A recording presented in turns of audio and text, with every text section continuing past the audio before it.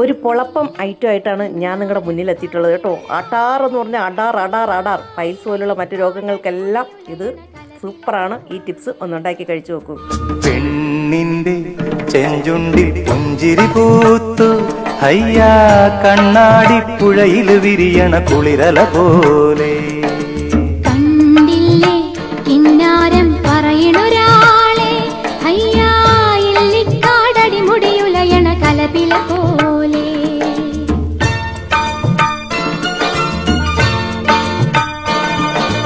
പെണ്ണിന്റെ ചെഞ്ചുണ്ടിൽ പുഞ്ചിരി പൂത്തു ഹയ്യാ കണ്ണാടി പുഴയിൽ വിരിയണ കുളിരല പോലെ.